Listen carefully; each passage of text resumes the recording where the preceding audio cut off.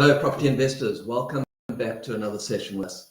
Today, we're going to talk to you about smart homes and obviously of being a property investor and having smart homes as property investment homes, that sort of thing. So to start off with, my opinion is that it doesn't make a lot of sense to go too deeply into smart homes when it comes to an investment property. So if it's purely a rental property, it doesn't make sense to go aggressively towards the point of smart homing or really kitting your home out with lots of technology. There are environments where it makes sense, but really the default should be, if it's your personal home, the home that you live in, that you're going to enjoy and you're going to be wanting to extract the most value out of, then it makes a lot more sense to capitalize into that space, to spend a little bit more money on making it convenient, making it comfortable for yourself, for your family, because you're going to be using it. So there's a direct return on investment because of the fact that you're going to get return on usage in that environment. So yes, definitely look into it if it is a home that you live in. And there are so many great solutions out there. As technology improves, things get a lot cheaper, and you're able to easily fit smart devices into homes, from individual light bulbs through to smart connected cameras, through to changing out smart switches, where you're able to then link light switches, link plug devices to your mobile phone, link it to the app. You're able to turn on TVs, you're able to turn on lights in a specific room with your mobile phone. You can do things like smart air conditioning, that sort of thing for your personal comfort and to really make the home work for you. However, putting on my hat as a property investor, and we're discussing maintenance elements, utilities management, that sort of thing, I really do caution against the idea of overcapitalizing when it comes to smart homes. There are nice areas where you can have that in place. So that would be something like an Airbnb, something where you want a gimmicky, cool element that's going to give you good reviews, that sort of thing. But when it comes to a normal rental home, my default is to come back to as few moving parts as possible, because when there's moving parts, when there's sort of more advanced features to a home, there's so much room for breakdowns. So I always advise, make sure that your systems in your homes are user-friendly, hard wearing, so they're able to deal with a lot of wear and tear. And from that side, it really is a case of, if you're going to install something, you think about long-term cost versus short-term price. So if you're going to save a few rands up front, there's a benefit to that. But if you have to replace the same thing more often, then obviously it doesn't make sense from a long-term cost perspective. So smart devices tend to be in the space where there's a lot of moving parts. There's some wear and tear that happens with it. So, and they're not really that cheap. So you don't really want that element in your property where something breaks down. And unfortunately, when it breaks down, as the owner of the property, that becomes your responsibility. When it comes to normal standard things where you can just send out an electrician, a plumber, a maintenance crew to repair, swap, you don't need a specialist. That kind of thing makes a lot more sense when it comes to a rental property. You want to automate these systems from a maintenance perspective, not from an automating the systems from a gimmick perspective. However, there is space for some smart devices in your rental properties. And I'm going to touch a little bit on these. So for me, it also obviously depends on what type of property you have. If you've got a multi-let property, a student accommodation property, a great smart device to start with is sensors. So motion sensors on the property, and specifically in your common areas. So what you would then do is, in your kitchen, you would then have a motion sensor connected to the lights, where the light switch can be on permanently, and the light is then turned on by the sensor. So what that means is, if there's no one in the kitchen for a couple of minutes, then the lights turn off automatically. As soon as someone walks into the kitchen, the lights turn on automatically. So what that does is, it means that if no one's in the kitchen, in that space, there's no wasted electricity where the lights are just left on for the sake of being on. So smart sensors like that make sense in the kitchen. They make sense in your passages, in your common areas, in bathrooms especially, And what I even encourage with a smart sensor in a bathroom is have that sensor connected to your lighting and to an extractor fan. Because as South Africans, and especially now we're in the middle of winter, or getting into winter, what we tend to do is we tend to close up all the windows in our bathrooms and try and hold all the heat in.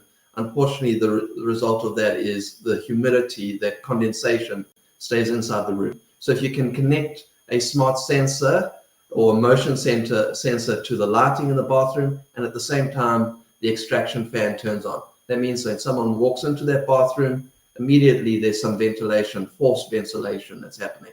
So that for me is a great idea as far as the bare essentials that you should do in a rental property when it comes to common areas like that. You also can do that in your normal rental properties in areas like your garages, spaces that don't have people in too frequently, and there is the possibility of lights being left on in those spaces.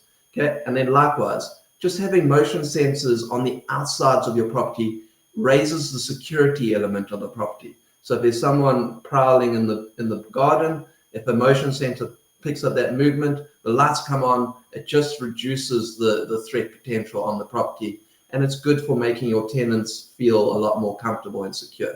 Because bearing in mind that our tenants are our clients, and we want our clients to be happy when it comes to the properties. Another great idea around smart sensors is really on geysers, or should I say smart elements or smart devices is around geysers. So I encourage looking into smart timers, geyser timers, and there's quite a few different varieties of it. There's some where it's just a timer that goes into the DB. It doesn't have any connectivity. You set it manually. You set it to say what time it comes on, what time the geyser turns off. That's very basic, and it's enough. So no bells and whistles. It's just what you need. Then you can go a little bit better, and you can have something that is then smart connected, which means it is then connected to the property Wi-Fi, and you can then modify the timing based on your app on the device. So there's devices out there for that. And then there's another one that's possible where you can actually have a device on the wall that tells you the temperature of the geyser at a given time, and you can set it for the normal usage periods. You can set it for away modes for when you're going on holiday that you don't need that geyser to be on. And then you also have the opportunity to quick heat if you're out of your normal routine, and you need to have water within the next or hot water within the next 45 minutes. So that's quite a nice option. That one's called a Geyser Wise. So that's from the energy consumption side of things. So reducing when the geyser is on to save electricity. And I also recommend doing that in some properties like student accommodation. Why not put a timer onto the stove, onto the oven, so that you sort of restrict when students are using the stoves, using the ovens. And that basically means, listen, we don't want you guys to be cooking at midnight. We don't want you to be cooking all day long. We want to try and narrow down the time that you are being disciplined and you're actually using the devices. So you can put in those timers, and it forces some kind of routine on the tenants, and they're only cooking during specific times. So it's not a case of the stove being on all day as people are just moving around. So they start managing their time better. So that's a great idea around those timers.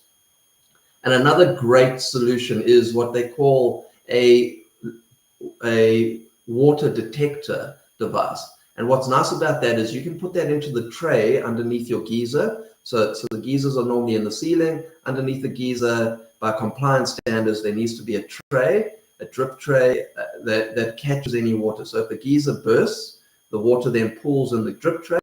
There's a very nice sensor that you can put into that drip tray. And what happens is when it detects moisture in the tray, it then pings your device. So it does need to be connected to the Wi-Fi and linked to your phone or tablet, that sort of device. And then what that does is it lets you know, hey, we've detected water, and you're able to then go and check. So what that means is there's an early leak detection element of it. So you don't wait for the house to flood. You're able to quickly send someone to turn off the water, that sort of thing. So that's a nice one. And then I think the backbone to all of this is really an idea of providing Wi-Fi to your tenants. And I think as we go into the future, we find that Wi-Fi is now becoming more of a utility than what it used to be. So in the student accommodation space, if the students don't have water, if they don't have electricity, they're generally okay. But as soon as they don't have Wi-Fi or internet, there's huge problems for you as a landlord. So start thinking of that with your normal tenants. Is there a potential for you to provide your offering a bit higher? And it means you can be a lot more competitive when it comes to finding new tenants. And even better, it means that your tenants are reluctant to leave because they're getting all these value adds when they're staying on your property. And of course, if you've got your own Wi-Fi system on the property, you're then able to link to these geyser timers, these kind of elements that give you connectivity to the property. And then maybe the last thing that I'll touch on is when it comes to prepaid meters, you do have the option of having smart prepaid meters. So where this makes a lot of sense is if you've got a property with, say, 10 or more units on it, so 10 or more apartments or 10 or more rooms on it, and they're running through prepaid water meters, prepaid electricity meters, there is the ability to go smart with these meters. So both on the water meters, you can have smart connectivity on your water meter and on your electricity meter. What I love about smart utilities meters is that it gives you live readings. So in the example of the electricity meter is you know exactly how much your tenant is using at this moment. And what's great about that is there is no room for bypassing, because generally some of these sneaky tenants will bypass a meter. They'll spend a little bit on electricity, which then makes you think that the meter is operating, but they're using 1,000 rands worth of electricity and only spending 200 rand. So you as the landlord are responsible for that loss, unfortunately. So with a smart prepaid electricity meter, it tells you how many kilowatt hours are being used right now, and you're able to then monitor a little bit more closely. So that's a great device that you can have and look into. So I really do encourage you, maybe if you are thinking of smart metering, or if you're thinking of prepaid metering in general, always feel free to reach out to me at info@SAPiN-Prepaid. So let me rephrase it, at info@SAPIN-Prepaid.com. Likewise, if you do want any other advice, you're also welcome to reach out to the SAPIN team at support@SAPropertynetwork.com. So, but directly to me is on that SAPIN-Prepaid.com email address.